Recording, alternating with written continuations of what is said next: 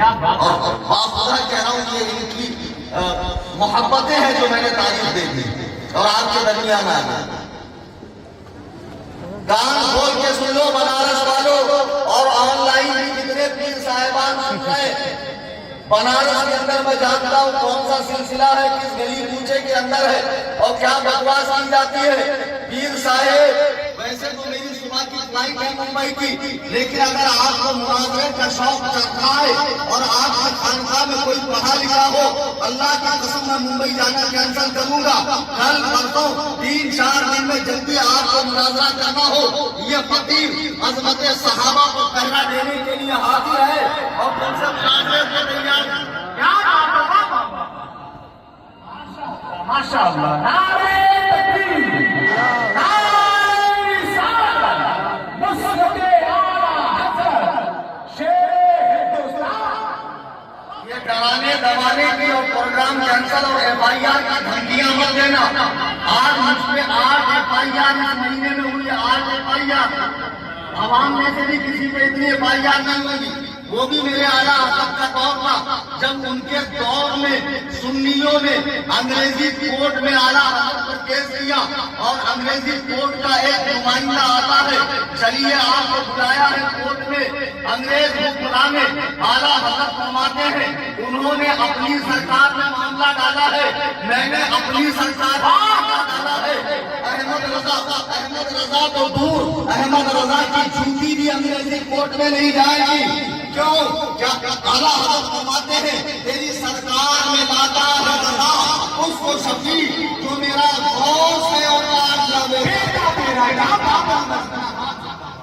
پیر صاحب یہ کچھی حرکتیں مت کرو, FIR کرنا یا پولیس عدالت کرنا اور نیتاؤں کی دھوتیاں اور جوتیاں پکڑنا.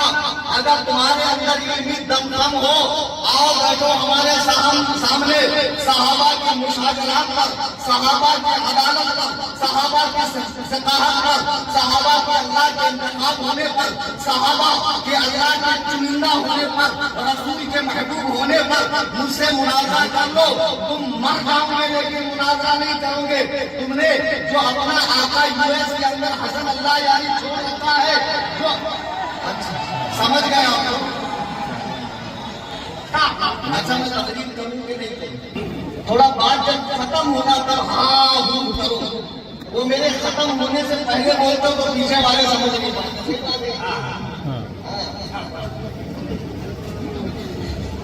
کنٹرول یور سیلف, تھوڑا کنٹرول کرو یار. ابھی تو کچھ بھی نہیں شروع کیا, ترغیب ہی چلتی. میں یہ کہہ رہا تھا کہ آج بہت سی خانقاہیں دیکھیے, ایک سچی حقیقت میں آپ کو بتاتا ہوں. ایران دنیا کا واحد 100% شیعہ ملک ہے, جیسے آذربائیجان ہے اور جیسے یمن وغیرہ کے علاقے میں شیعہ پائے جاتے ہیں. ایران میں باقاعدہ شیعوں کی حکومت ہے. وہاں کے شیعہ دن بدن ملحد بنتے جا رہے ہیں, ایتھسٹ بنتے جا رہے ہیں, اسلام کا پلادہ گلے سے اٹھاتے جا رہے ہیں. اب ایرانیوں نے دیکھا ہندوستان میں وہابیت جو پھیلی ہے وہ مولویوں کے اور مدرسوں کے اور علماء کے ذریعے پھیلی ہے. اب اگر ہمیں ہندوستان میں بر صغیر میں شیعت پھیلانا ہے تو کیسے؟ تو انہوں نے بہت مائنڈ لگایا, بہت دماغ لگایا. تب انہیں سمجھ میں آیا کہ یہ قبروں کے ملاور, یہ سراسر کے ماننے والے, یہ پیر صاحبان, صوفی صاحبان جو اپنے آپ کو سید کہتے ہیں, ان کو کچھ نہ کچھ پڑیا دی جائے. باقاعدہ 900 کے قریب خانقاہیں ایسی ہے ہندوستان میں جن کو ایران سے منتھلی پیمنٹ آتا ہے, پیسہ آتا ہے.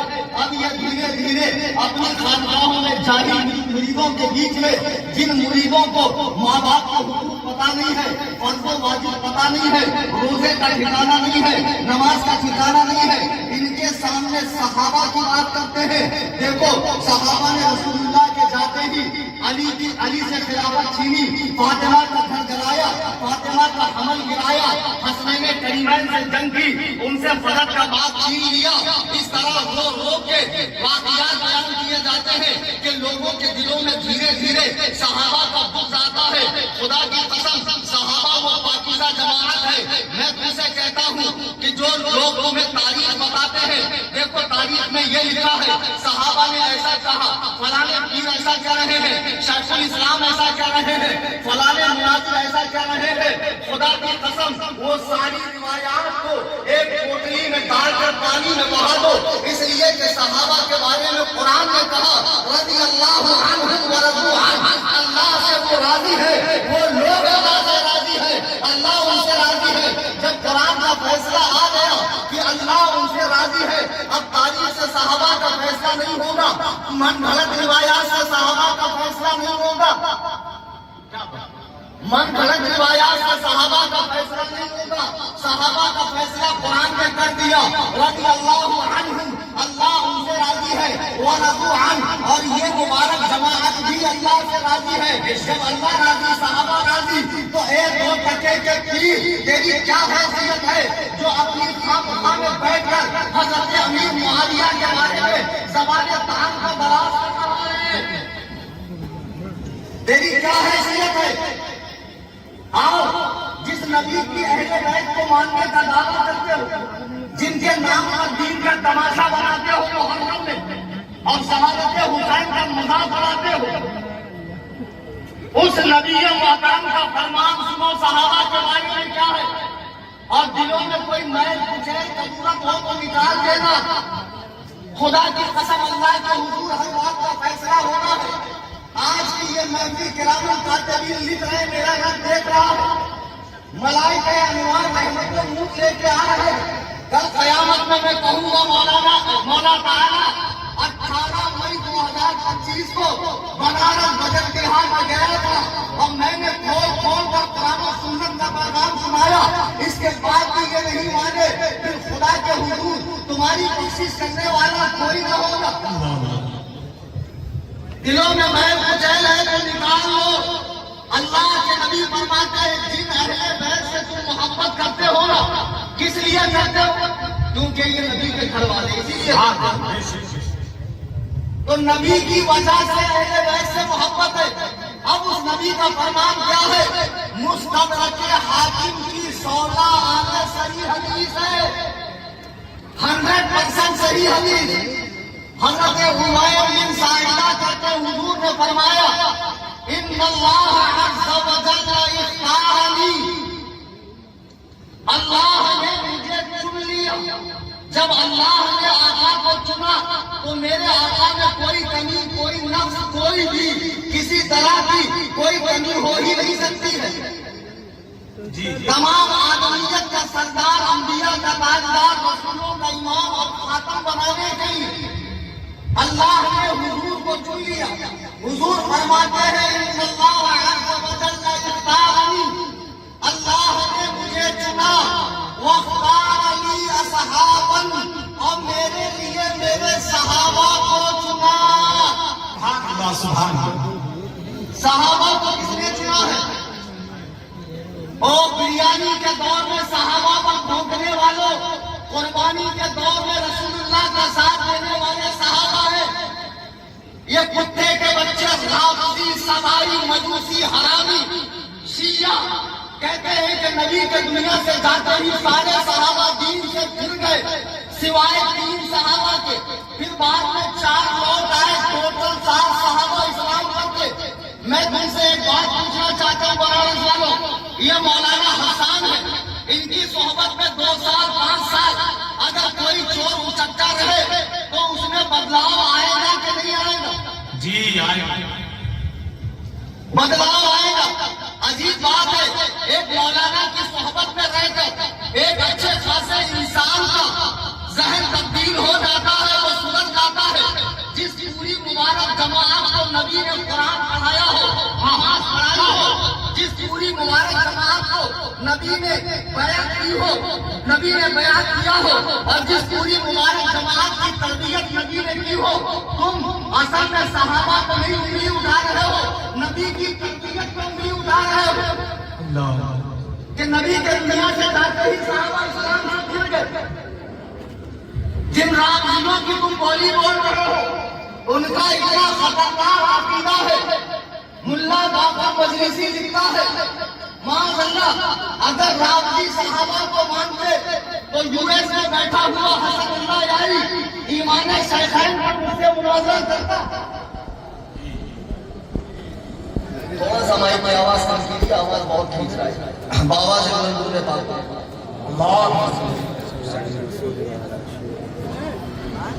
صلی اللہ.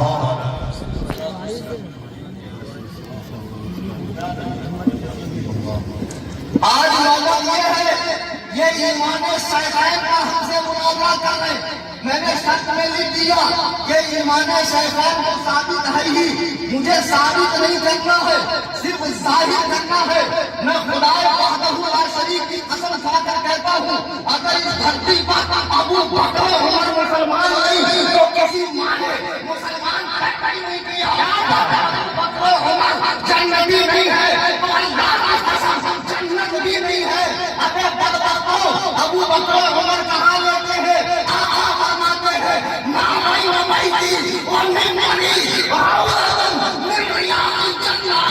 میرے قبر سے میرے ممبر تک کا حصہ جنت میں باغوں میں سے ایک باغ ہے. مجھے بتاؤ، جب تم مردے کو دفناتے ہو کیا کہتے ہو؟ منہا خلقناکم وفیہا نعیدکم ومنہا نخرجکم تارۃ اخری. جی ہم نے تمہیں اس مٹی سے بنایا، اسی میں لے جائیں گے، اسی سے دوبارہ کریٹ کریں گے. آقا فرماتے ہیں آدمی وہی دفن ہوتا ہے جہاں کی مٹی سے وہ بنا. ابو بکر عمر کہاں لیتے ہیں؟ ارے رافضیوں تمہاری مائیں تمہارے غم میں ماتم کرے. او خبرداریوں، او حرامیوں، ابو بکر عمر رسول اللہ کے پہلو میں لیتے ہیں اور قیامت تک کے لیے لیتے ہیں. پھر کہتے ہیں ان کی حکومت کی ان کا زور تھا. تو علی کے سامنے تو ابو بکر کا مثال ہوا رو کر. جی بہادر اتنے کے قلعہ خیبر کو پھاڑ دی. بہادر اتنے کے 1000 پہلوان کی طاقت ہے. بہادر اتنے کے لا فتح الا علی لا سیف الا ذوالفقار. علی جیسا جوان نہیں، ذوالفقار جیسی تلوار نہیں. اور رو کر کیوں؟ عمر حضرت علی کے سامنے مثال فرمائے، حضرت علی نے روکا کیوں نہیں؟ کیونکہ یہ غلط نہیں تھا. ان کے نزدیک مولا علی تقیہ کر کے جھوٹ بول کر ان کی حکومت کو مان رہے تھے. وہ تمہارا دھرم ہے جس میں تم اپنے مولا کو بھی جھوٹا کہتے ہو. اور ہمارے مطابق علی اپنی باری کا انتظار کر رہے تھے. علی اپنی باری کا انتظار کر رہے تھے. بہرحال ابو بکر یقیناً قطعاً جنتی ہے. بے شک بے شک. جس دور میں جہانگیر کی حکومت تھی ہندوستان میں، بہت سی رافضیت کو بادشاہوں کے ذریعے بھی فروغ ملا. جیسے آج پیروں سے رافضیت لے گئی. جی تو جہانگیر کی ایک بیگم رافضی تھی، شیعہ تھی، رافضیہ. جی اس نے سوچا کیوں نہ بادشاہ کی محبت کا فائدہ اٹھا کر ہندوستان میں شیعت کو میں بڑھاؤں. جی تو اس نے ایران اپنے مشتہد کو خط لکھا کہ آپ کوئی بڑا عالم ایران سے بھیجیں جو میرے پاس دربار میں آئے، میں اسے دربار میں رکھوں اور یہاں سے شیعت کو فروغ دیا جائے. لیکن طریقہ یہ ہے کہ جب وہ ایران سے چلے تو چھوٹے موٹے اماموں کو جو آدھا ادھورا پڑے ہوئے ہوتے ہیں سیر کرتا ہوا ہراتا ہوا آئے تاکہ ایک ہوا سے پڑتی کی حقیقت کیا سمجھے.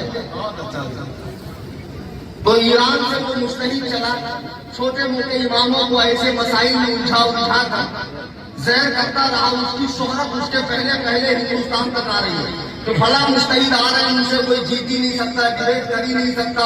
وہ تو ایسے ہیں، وہ تو ویسے ہیں، وہ تو توپ ہیں، وہ تو نیکسٹ لیول کے ہیں، وغیرہ وغیرہ وغیرہ. جیسے آج کا ہوا بنا ہوا، وہ تو 13 تاریخ کو دنیا دیکھے گی کہ سلجھا ہوا آدمی صحت مند نہیں ہوتا. غبارے میں سوئی تو ساری ہوا نکل جائے. تر دامنی پہ شاید ہماری نہ جائی ہو، دامن نچوڑ دیں تو فرشتے وضو کریں. بیٹا میرا نام کلیم حنفی. اب یہ صاحب ہوا بناتے بناتے بناتے لاہور حضرت میرا حسین زنجانی رحمہ اللہ ایک بہت صوفی منش بزرگ تھے، عالم تھے. عصر کے بعد ان کی محفل لگی ہوئی تھی. یہ شیعہ مجتہد وہاں پہنچا. پہنچنے کے بعد اس نے دیکھا یہ بہت بڑے صوفی ہیں، اگر میں نے ان کو ہرا دیا تو میری اور زیادہ ہوا بن جائے گی۔ ان کے محفل میں گیا، کہا حضور مجھے اجازت دیجیے کہ میں امام عالی مقام کا فضائل بیان کروں۔ آپ نے فرمایا کون لوگ سب کا امام عالی مقام کا فضائل بیان کرنے سے کرو۔ جی یہ کھڑا ہو، اس نے کہا دوستو ہم شیعہ جن کو اپنا امام مانتے، امام معصوم، ان کی عظمت و رفعت کا یہ عالم ہے کہ کربلا میں جہاں پر لیتے ہیں 40 میل دور تک اگر کوئی پکا کافر بھی وہاں دفن کر دیا جائے تو اللہ اسے عذاب نہیں دیتا، اس کی بخشش ہو جاتی ہے۔ یہ مقام ہے امام حسین۔ جب اس نے یہ کہا تو حضرت میرا حسین زنجانی پورے جلال میں کھڑے ہو گئے، کہا وہ بدبخت رافضی، تو کہتا ہے جہاں حسین لیتے ہیں 40 میل کے اندر اگر کوئی پکا کافر بھی لے جائے تو اس کی بخشش ہو جاتی ہے۔ حسین کو یہ مقام ملا کہاں سے؟ نبی کے در سے ملا، نبی کی نسبت سے ملا۔ مجھے بتا اس حسین کے نانا نبی کے بغل میں ابو بکر و عمر لیتے ہیں، کیا ان کی مغفرت نہیں ہوئی؟ کیا ان کی بخشش نہیں ہوئی؟ عزیزان اسلام، چند باتیں ان کے پاس۔ ہمارے بچے کیا کرتے ہیں معلوم ہے؟ نیٹ پر بیان سن لیں گے، اسی کو سمجھ لیں گے واقعی سچ ہے۔ میں ایک بات تمہیں بتاتا ہوں جو خدا کی قسم شیعہ مذہب کی پول کھول کے علماء بیٹھے ہیں۔ شیعہ ذاکرین کا موہا رونا مرثیہ، یہ بال نوچنا سینہ پیٹنا دیکھ کے اتنے متاثر مت۔ شیعہ مذہب کا اگر جھوٹ پکڑنا ہے تو ایک بنیادی نقطہ میں آپ کو بتا دوں جو اس کے پہلے کسی عالم نے بتایا ہی نہیں ہوگا۔ 10 شیعہ ذاکروں کو لے کر آؤ، ایک ایک کمرے میں بند کرو۔ 10 شیعہ عالموں کو لاؤ، ایک ایک کمرے میں بند کرو۔ 10 شیعہ مذہب کی کتابیں واقعہ کربلا پر لے کر آؤ، اس کا مطالعہ کرو۔ اب ایک کام کرو، 10 شیعہ ذاکروں سے کربلا کا واقعہ سنو۔ نہیں کربلا کا واقعہ، خدا کی قسم اگر 2 ذاکروں نے بھی ایک جیسا واقعہ بتایا ہے، 2 ذاکروں نے بھی ایک جیسا واقعہ بتایا، اللہ کی قسم میں اپنی پوری جائیداد ان لوگوں کے نام نہیں کرتا۔ نہیں سمجھے؟ شیعہ مذہب ٹکا ہی ہے واقعہ کربلا۔ میں تو کہتا ہوں یزید کو دعا دو تو تمہارے ہر سال کھانے پینے کا انتظام کر کے گیا۔ رافضیوں یزید کو دعا دو تو تمہارے کھانے پینے کا انتظام کر کے گیا ہے۔ شیعہ 10 شیعہ ذاکر ایک جیسا واقعہ کربلا نہیں بیان کر سکتے۔ 10 شیعہ عالم ایک جیسا واقعہ کربلا بیان نہیں کر سکتے۔ 10 شیعہ کتابوں میں ایک جیسا واقعہ کربلا نہیں ملے گا۔ ارے جو جماعت اتنا جھوٹ بولتی ہو، وہ جماعت اگر صحابہ کے بارے میں بکواس کرے تو اسے پیر میں رکھ کے اڑا دینا چاہیے، ماننا نہیں چاہیے۔ لیکن کچھ کم علم پیر صاحبان جو بزرگوں کے گدی کے جانشین بنے بیٹھے ہیں، اقبال نے سچ کہا تھا، میراث میں آئی ہے انہیں مسند ارشاد، زاغوں کے تصرف میں عقابوں کا نشے ہے۔ پیر صاحب مسند ارشاد پر بیٹھ کے جاہل مریدوں میں جنگ جمل اور صفین کا تذکرہ چھوڑتے ہیں۔ پھر کبھی خلافت کی بات، کبھی فاطمہ کا گھر جلانے کا تذکرہ، کبھی یہ کبھی وہ، دھیرے دھیرے دھیرے دھیرے نوجوان بچوں میں صحابہ کا بن جاتا ہے۔ اور پیر صاحب کوشش کرتے ہیں کہ سنی شیعہ بھائی ہو جائے، اتحاد ہو جائے، سنی شیعہ ایک ہو جائے۔ ایسے کتنے پیر ہیں جو چاہتے ہیں کہ سنی شیعہ ایک ہو جائے؟ ہے کہیں؟ ایمانداری سے بلکہ کچھ سنیوں کا ٹائٹل لگا کر متا کی پیدا ہوا۔ آپ کو معلوم ہے متا کیا ہے؟ نہیں معلوم؟ شیعہ مذہب میں ایک بڑا اچھا عمل، یعنی جب بھی موڈ خراب ہو جائے، کوئی اچھی عورت دکھ جائے، 2 گھنٹے کے لیے اویو لے کر چلے جاؤ، کچھ پیسے دے دو، پھر بعد میں جو بچہ ٹھہر جائے، پیدا ہو جائے، وہی حرام زادے رافضی ذاکرین صحابہ جو اویو کے اندر پیدا ہو جائے۔ یہ میں سچ کہتا ہوں، یہ ان کے یہاں ہوتا ہے ایگریمنٹ کی شادی۔ جی بہرحال اب یہ لوگ پیر صاحبان فیصلے کرتے صحابہ کے خاص طور سے سیدنا امیر امیر معاویہ کی شخصیت کو تاریخ سے بتاتے ہیں۔ کئی طرح کے الزام، سب سے پہلا الزام یہ کہ معاویہ نام کا معنی ہے کتیا، وہ کتیا جو اپنے یاروں کے ساتھ مل کر بھونکتی ہے۔ امیر معاویہ کا ایک معنی ہے لومڑی۔ میں کہتا ہوں پیر صاحب تھوڑا محنت کر کے پڑھ لیتے تو آپ کو معاویہ نام کے اور بھی معنی نظر آتے، معاویہ نام کے اور بھی معنی نظر آتے۔ چلیے اس کا جواب میں دیتا ہوں اور دو تین اعتراض کا جواب دوں گا جو حضرت امیر معاویہ پہ کرتے ہیں۔ نمبر ایک بات، اگر کسی نام کا معنی لغت میں خراب ہو لیکن شرع میں ناپسند نہ ہو تو وہ نام رکھنے کی اجازت ہے۔ اللہ کے نبی علیہ السلام کا مزاج تھا کہ جب کوئی اسلام قبول کرنے آتا، نام میں کوئی خرابی ہوتی، حضور اسے بدل کے اچھا نام رکھتے۔ جیسے حضرت عمر کی بیٹی آسیہ حضور کی بارگاہ میں آئی تو حضور نے فرمایا تو آسیہ نہیں ہے، انتی جمیلہ، تو خوبصورت ہے۔ سرکار نے ان کا نام بدلا۔ اگر معاویہ نام میں خرابی ہوتی تو حضرت امیر معاویہ حضور کے ہاتھوں پر اسلام لے کر آئے ہجری 6 میں، اور انہوں نے اسلام ظاہر کیا فتح مکہ میں۔ فتح مکہ میں چلو تمہارے حساب سے فتح مکہ میں اسلام لائے، لیکن حضور کے سامنے اسلام لائے تو حضور نے ان کا نام بدلا کیوں نہیں؟ بدلا کیوں نہیں؟ دوسری بات، امام حجر اسقلانی کی کتاب الاصابہ فی تمییز الصحابہ اٹھا کر دیکھو، جس میں انہوں نے لکھا ہے 32 ایسے صحابہ ہیں جن کا نام معاویہ ہے، معاویہ۔ اگر ایک معاویہ میں خرابی تھی تو حضور نے دوسرے معاویہ نام کے صحابہ کے نام بدلے کیوں نہیں؟ اور دوسری بات، جب سرکار مدینے آئے، مسند امام احمد کی روایت ہے، تو مدینے کے اوپری حصے میں سرکار ایک مسجد میں گئے جس کا نام بنو معاویہ تھا۔ سرکار نے وہاں 2 رکعت نماز ادا فرمائی۔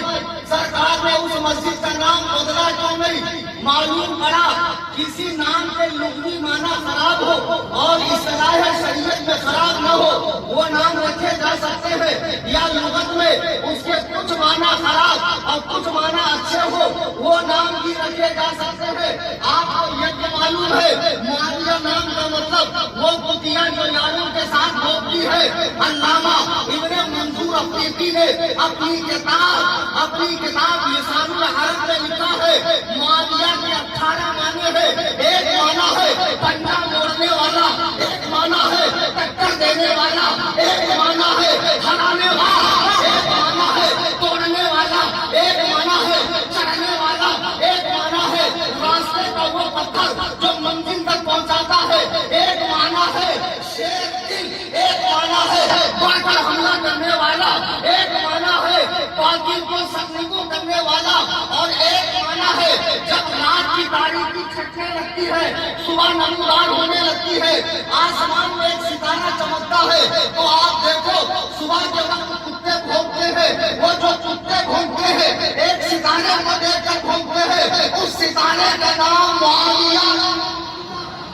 اللہ اللہ اللہ، نعرہ تکبیر، نعرہ رسالت، حضرت صحابہ، مسلک اعلیٰ حضرت۔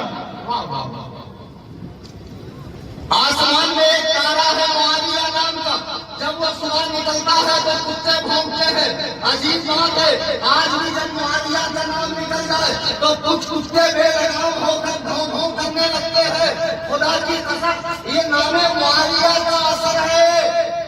اچھا دوسری بات، ایک نکتہ دے کر جاتا، ویسے تو مائی اتنی آواز کھینچ رہا ہے کہ میرا تقریباً 1.5-2 کلو پسینہ بہہ گیا، اور مجھے ایسا لگ رہا ہے شاید پیچھے آواز نہیں آ رہی ہے۔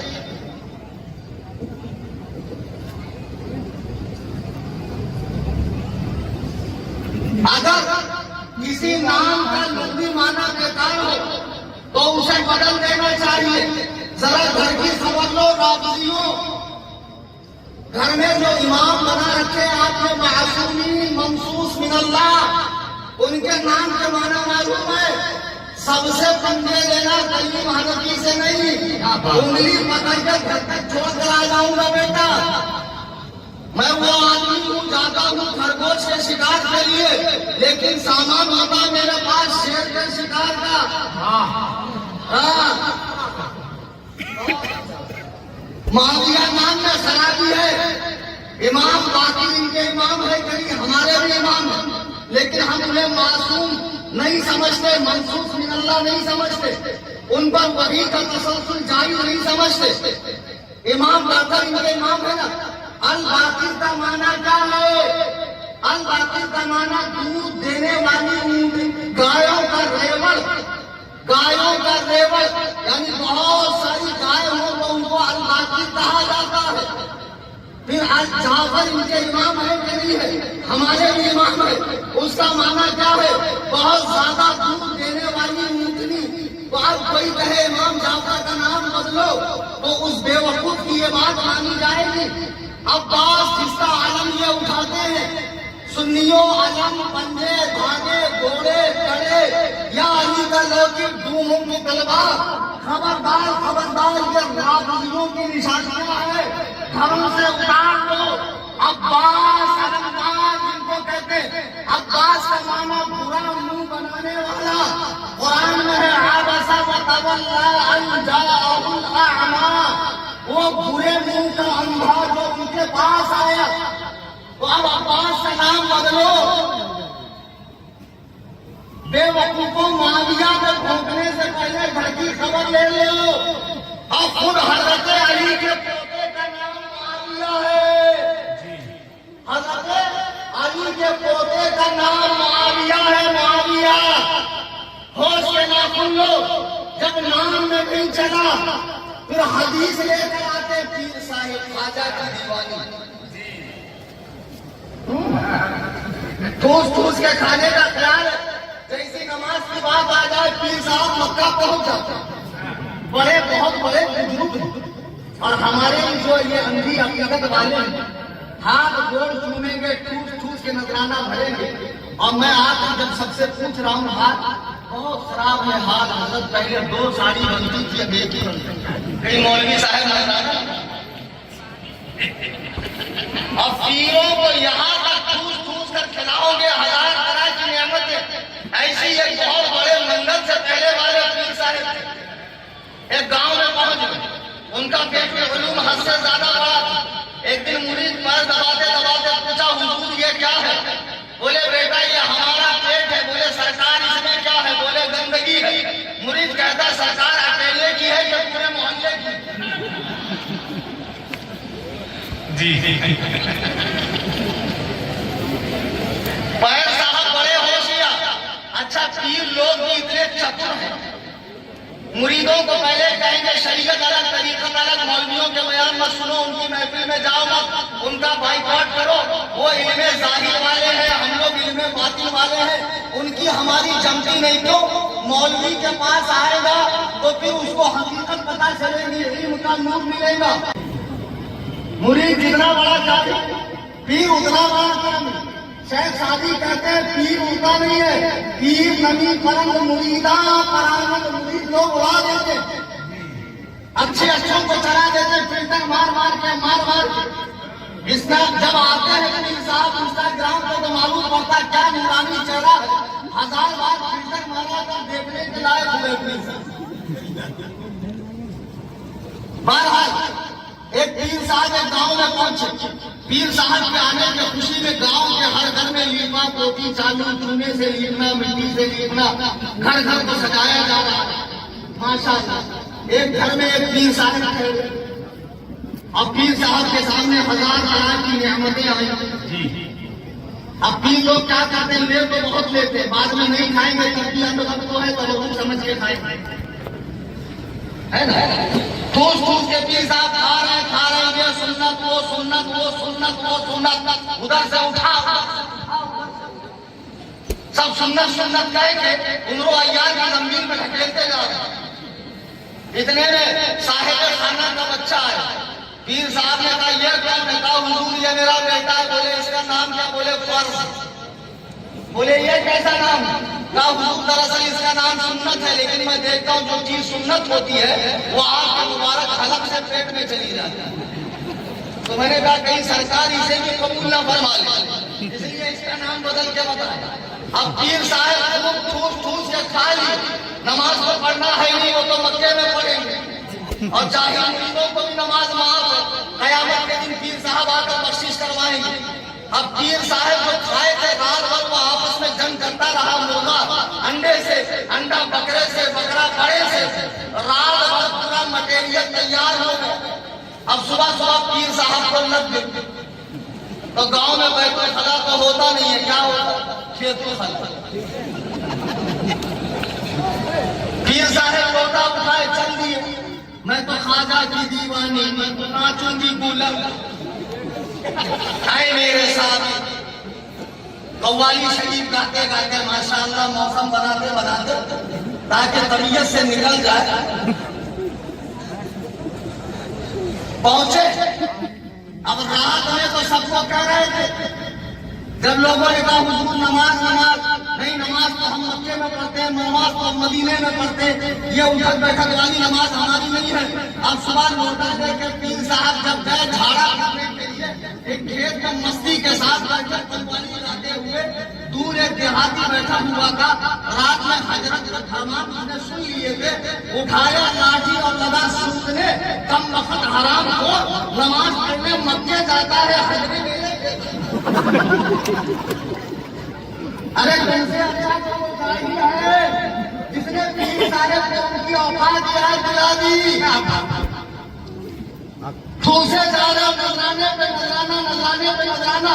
और पीर साहब की शरीयत माफ करवा रहे, औरतों के साथ धड़ल्ले से कव्वाली हो रही है, पीर से क्या पर्दा।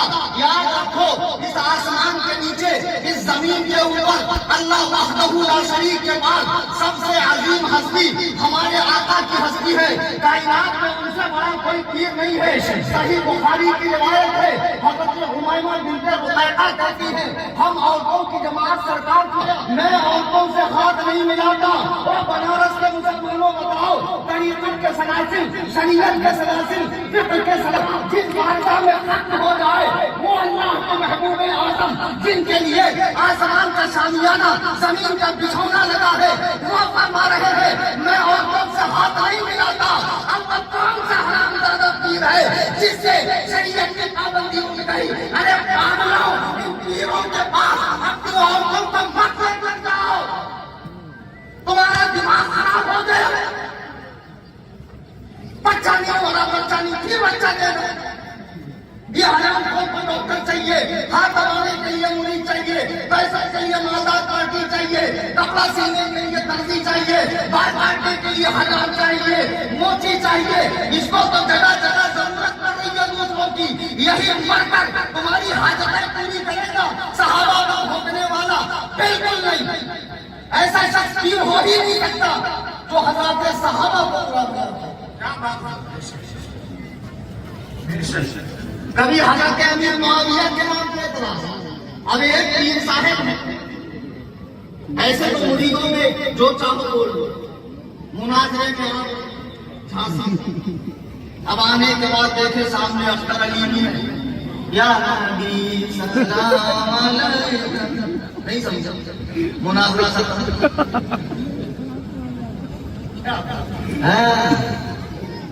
क्योंकि बरेली है ना बेटा, हमारे पास चादर गागर कड़े तलवार संदल बंडल, छोटी दे बड़ी दे आस्ताना मोचल, ये सब नहीं है, फतावा हमारे पास इनके हथियार है। हमारे इमाम ने हमें जो दिया है वो इल्म के हथियार है, दलाइल है, जिसको लेकर 13 तारीख को मैं जाऊंगा मुनाजरे में। और खुदा की कसम हसन अल्लाह यानी अगर आ गया तो उसके बाद मुनाजरे के नाम से वो इतना फाइट होगा कि कभी दोबारा यूट्यूब पे नजर नहीं आएगा।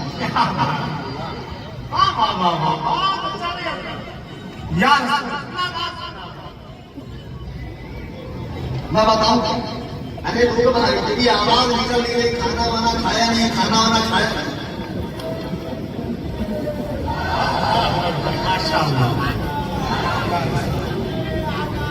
जिंदाबाद।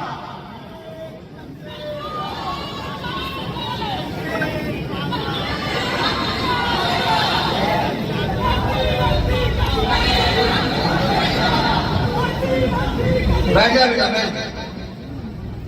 بنارس میں فائدہ یہ ہے کہ 1 گھنٹے کی تقریر کا آدھا گھنٹہ عوام تقریر کرتی یہ بھی صحیح ہے، تھوڑا سا ریلیف مل جاتا ہے۔ بہرحال وہی پیر صاحب اپنے مریدوں میں مسند ابو داؤد 83 کی حدیث اور مسلم شریف میں بھی وہ حدیث دکھاتے ہیں کہ معاویہ کی حقیقت کیا ہے۔ دیکھو اللہ کے نبی نے ابن عباس سے کہا جاؤ معاویہ کو بلا کر لاؤ۔ حضرت ابن عباس گئے، دیکھا وہ کھانا کھا رہا۔ یہ میں اعتراض کا جواب دے رہا ہوں، سن رہے ہو نا بھائی؟ دونوں ہاتھ اٹھا کر کہو یا رسول اللہ، تمہاری بیداری میں تو خیر کوئی کمی نہیں ہے۔ پیر صاحب حدیث سناتے ہیں، میں کہتا ہوں پیر صاحب حدیث قرآن یہ آپ کے بس کا کام نہیں ہے، مورچل لو پیر ٹھوکو، پیر ٹھوکو، یہ کام آپ کا ہے۔ حدیث قرآن کا کام ہم کو کرنے دو، جو جس کا کام ہے وہ کرے گا تو زیادہ صحیح رہے گا۔ ورنہ حدیث میں ہے اذا وصل الامر الى غیر اہلہ فانتظروا الساعہ، کہ جب نااہل کوئی کام کرے تو قیامت کا انتظار کرو۔ پیر صاحب نے حدیث سنائی کہ حضور نے کہا جاؤ معاویہ کو بلا کر لاؤ۔ ابن عباس آئے، دیکھا کھانا کھا رہے، واپس آ گئے، کہا یا رسول اللہ معاویہ کھانا کھا رہے۔ حضور نے فرمایا حدیث ہے لیکن دیکھو نتیجہ کتنا غلط نکالتے ہیں۔ حدیث ایک، قرآن ایک، اللہ ایک، رسول ایک، پھر فرقے کیوں ہے؟ کیونکہ کچھ لوگ اپنی سڑی ہوئی کھوپڑی سے حدیث و قرآن کو جب سمجھتے ہیں تو گمراہ ہو جاتے ہیں۔ ابن عباس نے آ کر کہا صحابی ہونے کی حیثیت سے ہم حضرت امیر معاویہ کا دفاع کر رہے ہیں۔ عجیب دور آ گئے، میرے خیال سے 10-15 سال پہلے یہ علماء بیٹھے، بزرگ علماء، مولائی نام کو کوئی فرقہ تھا، عجیب و غریب ایک نئی اصطلاح سنیوں میں پیدا کی جا رہی ہے۔ مولائی گھنٹے کے مولائی، حرام خور مولائی، حقیقی مولائی یہ بیٹھے ہوئے اسٹیج، بے شک یہ حقیقی مولائی ہے ہمارے سامنے، جو مولا علی کی مانے وہی مولائی ہے۔ آج اتنا آگے بڑھ گئے کہ امام شافعی کا شعر سناتے ہیں کہ اگر محبت اہل بیت شیعت ہے تو اے ثقلین جنون سے دوا ہو جاؤ کہ میں نافذی ہوں۔ اور کچھ شیعہ حضرات اپنا نام قرآن سے دکھاتے ہیں کہ دیکھو ہمارا نام قرآن کے اندر ہے۔ سورہ نمبر 33 کی آیت نمبر 83 میں وَإِنَّ مِن شِيعَتِهِ لَإِبْرَاهِيمَ، اور بے شک ابراہیم کی شیعت۔ اس سوال کا جواب دوں، اجازت ہے؟ بھائی پیچھے والوں سے تو دشمنی ہے، کیا آپ حضرات اجازت نہیں عطا فرما رہے ہیں؟ بتائیے نا، آپ کی اجازت کے لیے اٹکا بیٹھے، اجازت ہے بھائی؟ اچھا یعنی ہاتھ سے ہی کام چلا لیں گے۔ آج کل 3 لوگوں کو بھی بڑا شوق ہوا اپنے آپ کو شیعہ بولنے میں، اور کہہ رہے ہیں قرآن میں یہ نام آیا کہ حضرت ابراہیم کی شیعت۔ جب اس طرح کی بات آئے تو بولی باتیں پوچھا، زیادہ لمبا نہیں جانا کہ قرآن میں حضرت ابراہیم کو جو شیعہ کہا گیا ہے وہ مذہب شیعہ کے پیروکار کے طور پر کہا گیا ہے یا گروہ کے معنی میں کہا گیا ہے؟ گروہ کے معنی میں یا مذہب شیعہ کے پیروکار؟ تو خدا کی قسم وہ یہ نہیں کہہ سکتا کہ مذہب شیعہ کے پیروکار کے طور پر، اس لیے کہ مذہب شیعت کو مولائے کائنات کے بعد سے شروع ہوا اور کوئی نبی کسی امتی کی پیروی نہیں کرتا۔ حضرت ابراہیم نبی ہے اور سرکار انہیں کی آل پاک میں سے۔ یہاں گروہ کے معنی میں شیعہ آیا، گروہ گروہ، اس میں شیعاتی کی جو ہاں ہے اس کی ضمیر، اس کا مرجع حضرت نوح ہے، یعنی ابراہیم بھی نوح کے گروپ میں سے۔ ابراہیم بھی جیسے وہ اللہ کے نبی ہیں، اللہ کا پیغام سناتے ہیں، توحید بتاتے ہیں، یہی کام ابراہیم کر رہے، اس معنی میں شیعہ کہا گیا ہے۔ اب تم کو دیکھنا ہے قرآن میں شیعہ کہاں آیا ہے، آئیے میں آپ کو دکھاتا ہوں قرآن میں شیعہ کہاں آیا ہے۔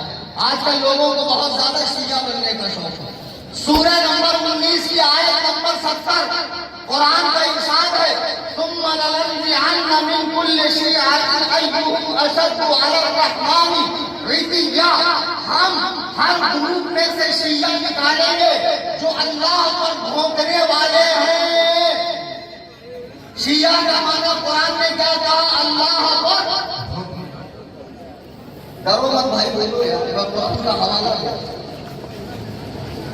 شیعہ مانے اللہ کا بھونکنے والا۔ پھر ان فرعون علا فی الارض وجعل اہلها شیعا یستضعف طائفۃ منهم، بے شک فرعون کو جب زمین پر حکومت ملی تو اس نے لوگوں کو اپنا شیعہ بنانا شروع کر دیا۔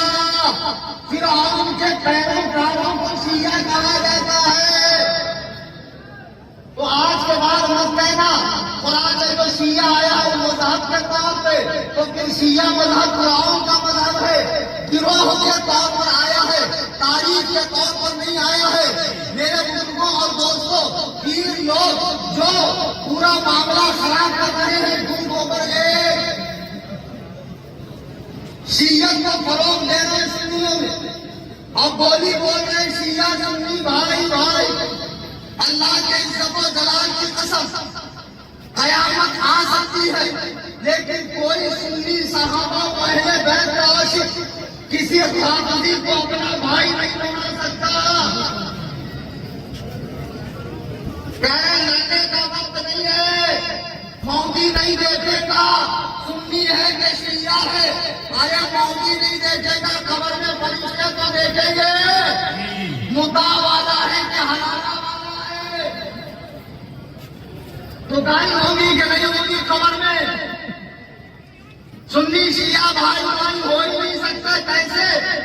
تیرا کلمہ الگ میرا کلمہ الگ، میرا کلمہ لا الہ الا اللہ محمد رسول اللہ، تیرا کلمہ لا الہ الا اللہ محمد رسول اللہ، علی بن ولی اللہ وسیع رسول اللہ، خلیفۃ بلا فخر۔ میرا قرآن 30 پارے کا، تیرا قرآن 40 پارے کا، جو امام غائب کے پاس ہے۔ میں 5 وقت کی نماز پڑھتا ہوں، تو 3 وقت کی نماز پڑھتا ہے۔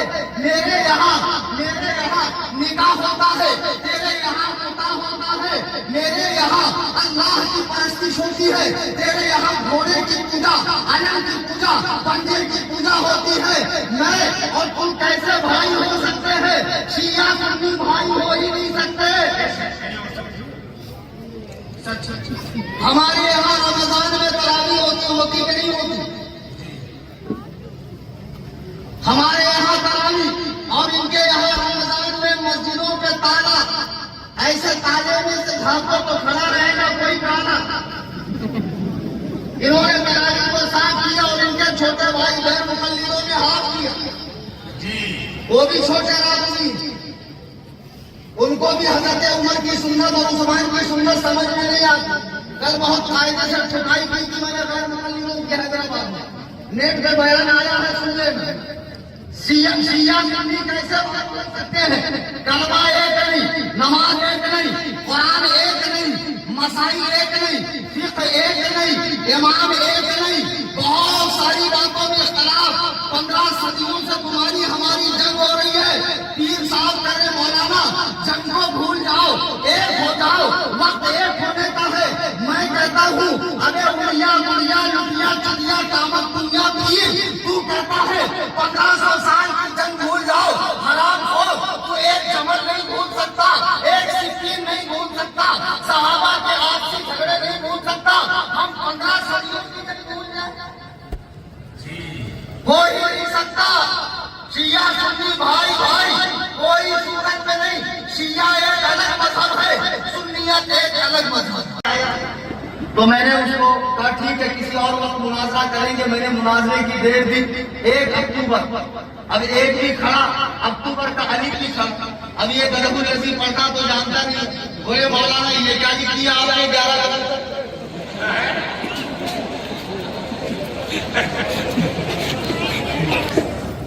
قسم بتاؤ کیسے کیسے پاجامہ لوگ۔ ایک صاحب مناظرہ کرنے آئے تو میں نے کہا چلو ان کا ٹیسٹ کرواؤں گا، تو میں نے لکھا دادی اجمیر گئی، میں نے کہا پڑھو، بولے دادی آج مر گئی۔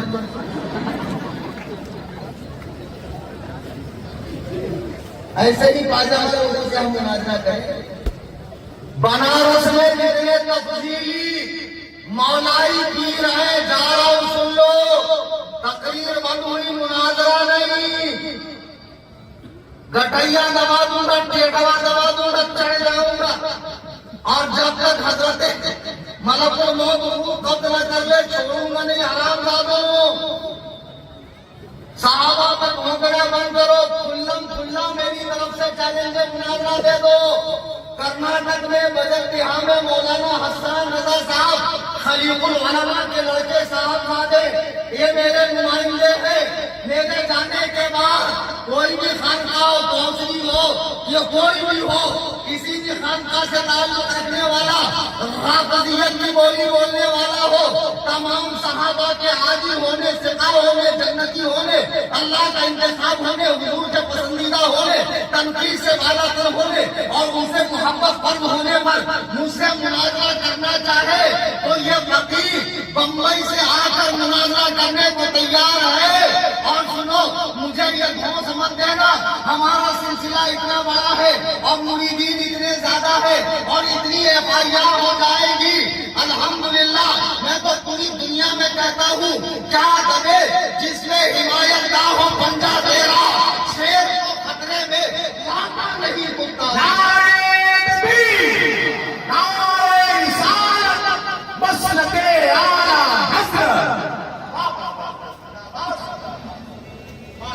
اور 13 جون 2025 دنیا کا سب سے بڑا مناظرہ کائنات کے بدترین رافضی حسن اللہ یاری سے اس کلیم حنفی کا ایمان شیخین پر ہے. دیکھیں گے نا جی انشاءاللہ. کہاں دیکھیں, کون سے شیخین؟ یہ جتنے آگے بیٹھے سب ویل ٹرینڈ لوگ ہیں ماشاءاللہ, سب ایکسپرٹ لوگ.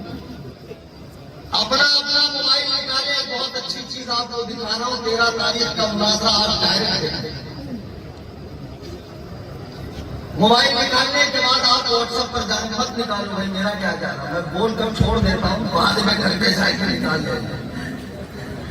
واٹس ایپ پہ جائیں, واٹس ایپ پہ اپڈیٹ آتی ہے, اپڈیٹ, چیٹ, کال, اپڈیٹ. اپڈیٹ میں جانے کے بعد اوپر کی طرف یہ سرچ کا بٹن آتا ہے, وہاں کلک کریں اور سنی ٹائپ کریں, SUNNI.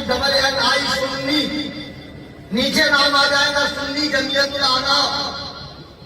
اس کو کلک کریں, فالو کو دبائیں, بیل آئیکن کو دبائیں اور اس کی لنک کو تمام سوشل میڈیا پہ شیئر کریں. گھر میں بھی یہ چینل فالو کروائیں.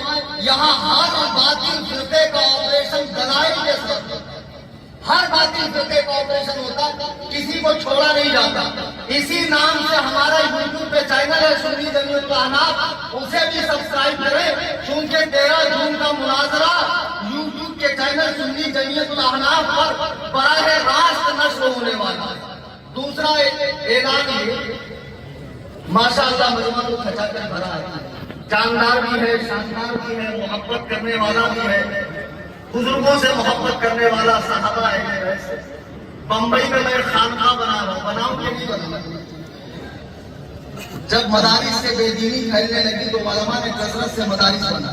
کبھی آپ نے سنا کوئی عالم خانقاہ بنا رہا ہوں, میں بنا رہا ہوں. خانقاہ حنفی, سنی دارالفلاح و رضوی دارالفلاح. یہ جو رضوی دارالفلاح ہے یہ ایکچولی ٹھکائی سینٹر ہے, جہاں دماغ سے پینڈل لوگوں کو لایا جائے گا تو ان کا جو پہلا مالا خالی ہے وہاں سے گوبر نکال کے دماغ بھرا جائے گا. میرے ذریعے ڈاکٹر کلیم حنفی رضوی اسپیشلسٹ.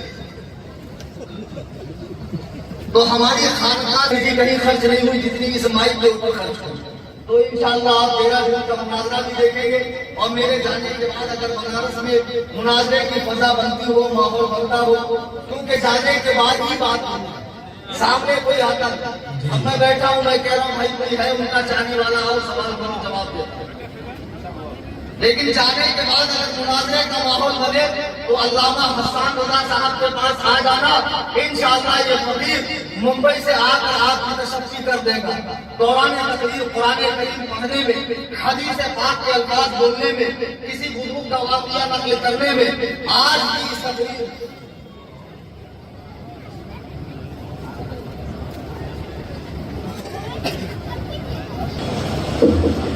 درود پاک پڑھیں اللہم صلی اللہ اللهم صل کہاں ہے جناب شہزادے حضور محدث کبیر علامہ جمال مصطفیٰ صاحب تشریف لا گئے.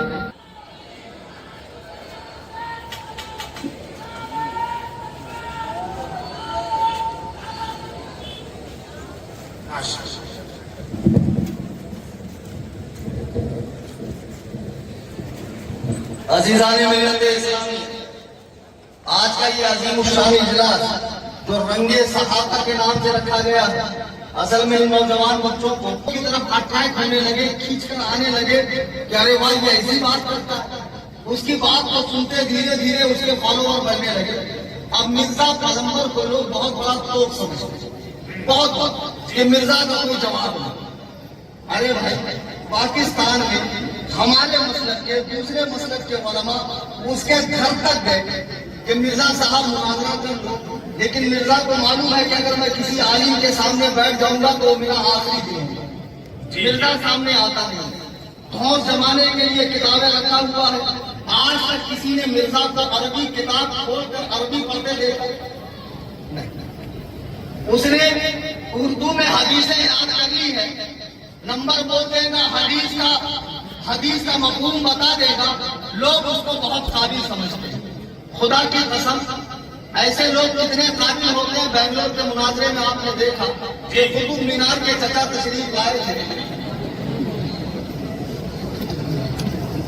اور بہت جمانے لگے ہم 150 مناظرہ کیے.